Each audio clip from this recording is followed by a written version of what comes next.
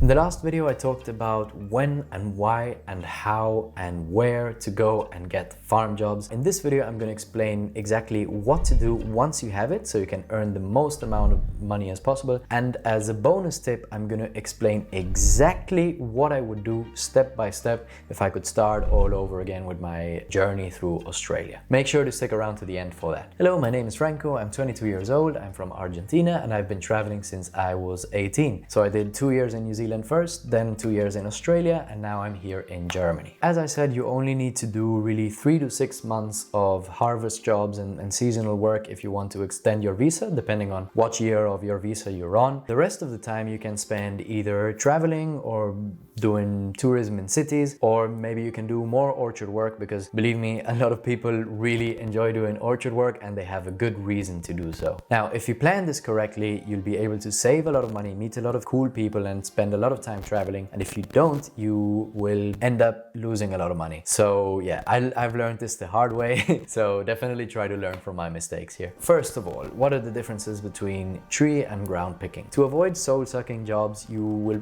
generally want to avoid vegetable picking and you will want to focus more on fruit picking. And what's more, when you're thinking about fruit, you will probably want to do tree picking versus ground picking, except for one notable exception, which I'll go into right now. But yeah, basically that's just because on the one you're standing up and on the other one you're constantly bending down, and that's going to kill your back. For example, you should avoid things like zucchini, corn, and tomato, and instead of that you can do cherries, avocados, or blueberries. The one exception is strawberries. So strawberries can be really bad if you're just bending down all the time, but there's a lot of orchards in Australia that actually provide you with like certain carts that you push down the line, and you're actually sitting, you have a roof over your head which covers you from the sun, you have a place to maybe hang your speaker and play some music, or you can hang your jacket if you want even more shade, and this is super comfortable.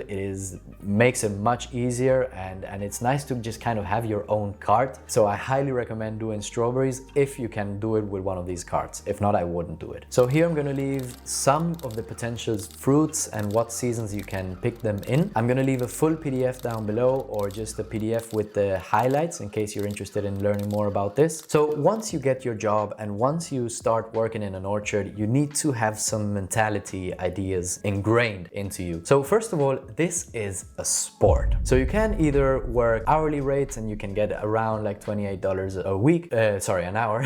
No, that would be bad. If you pick past a certain speed, you're gonna get piece rate, which is you get paid per fruit that you pick. This is super important because people make a lot of money this way. I have done $800 a week. I have done $200 in 2 hours, and I've done $400 in 1 day, depending on my different speeds. I've done all of these, and I've done much more just by picking fruit, and I'm not even a quick picker. Like, I've met so many people that have done like $2,000 to $3,000 a week just by picking.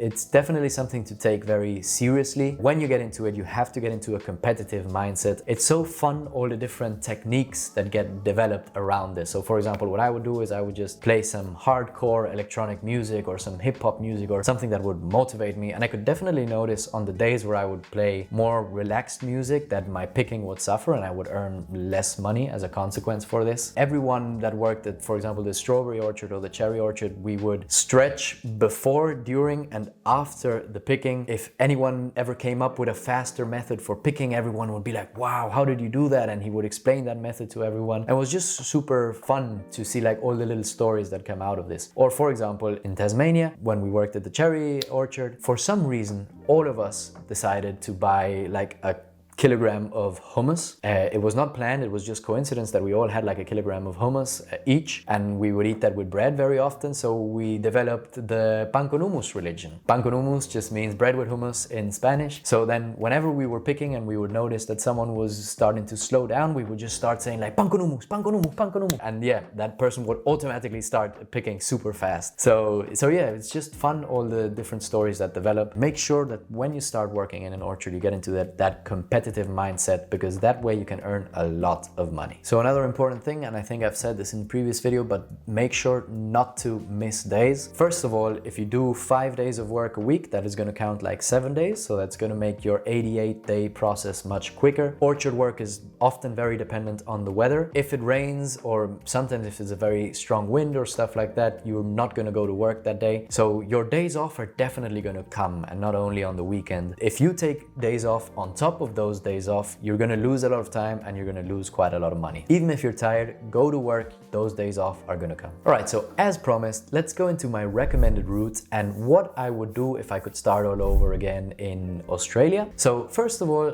the north gets very hot in summer and the south gets very cold in winter. So I would try to spend summer in the south and winter in the north. I would try to be in a place called Bundaberg, which is a small town in Queensland, in June, which is winter in, or yeah, it's around winter in Australia. And I would go to a very specific hostel called Palm Tree Backpackers. I've done a full video on this hostel, so you can go check it out here. This hostel is the best hostel that I've ever been in. You're definitely gonna get a job here, and it's owned by 2 Korean people. They're really friendly, but the thing is they mostly take Korean and Japanese people throughout the year. So if you don't speak Korean or Japanese, maybe you're gonna feel a little bit separated from them. But if you go there in June, they actually need to hire a lot of English speaking people for the avocado picking season. So if you go in this season, you're probably gonna meet a lot of Irish people or English people or German people, or there was 2 Estonians when I was there. So this is probably the best time to go. When you go here, you have 2 options. You can either pick between avocado and strawberries. The thing with avocado is it is a very relaxed job. You don't even have to walk. They just give you like a go-kart crane thingy. I don't know what it's called. I'm gonna leave a picture here. You just spend all day there. It is very relaxed and you get your weekends off, which you don't get with strawberries. But the thing is, you get paid hourly rate. So you probably earn less money than you would if you were a good picker at a strawberry farm. In the strawberry farm, in this specific case, you work on the cart, so you don't have the disadvantage of having to bend down all the time. And as I said, if you really get into the correct mindset, you can make a lot of money. But it is a bit harder and it's not as constant. If it rains or things like that, you won't work. So sometimes maybe you work 3 days one week and then maybe you work 7 days the next week. You might not even get your weekends off. So it is hard work, but this is only for 3 months and you can earn a lot of money and you can work towards getting your 88 days. So yeah, I would do this for the 3 months that you're there. And then once you're done, you have some time to go on holidays, and maybe you can do that until say November. And then in November, you can go to Tasmania. So Tasmania is a beautiful place. It was basically one of my favorite places in all of Australia. I love the mountains there. I love the scenery. And here there's a lot of cherry orchards. So I'm going to leave a link down below to 2 specific companies that are highly recommended if you want to start on your cherry journey. One of them is a bit smaller, it's a bit more family owned, and there's less employees there. So you're going to feel like there's a bit more of a family environment, which is nice. And then the other one's a big company, so you'll feel like a little bit more like a number, but they have really good installations. And I've also done a video about this. You can go check it out up here. But the special thing here is that you're really making the most out of nature. So you're living in a campsite. You spend a month or a little bit longer sleeping in a tent. So you have toilets, you have a kitchen and everything, but you sleep in a tent, which is fantastic. It's so much fun. And you meet amazing people during this time. Here's where we had the Pankanumus religion. There's a lot of potential with cherry picking. You can earn a lot of money. So yeah, that's pretty much it. If you do these 2 jobs, you should be able to get those 3 months for your first extension. And if you are able to save a lot of money, you're going to have a lot of time to travel and a lot of money to travel. Or you can do other jobs, more normal jobs in the city. So yeah, let me know if you have any further questions about this topic. And if you want to know more about traveling, maybe you can watch this video or maybe this one. Bye.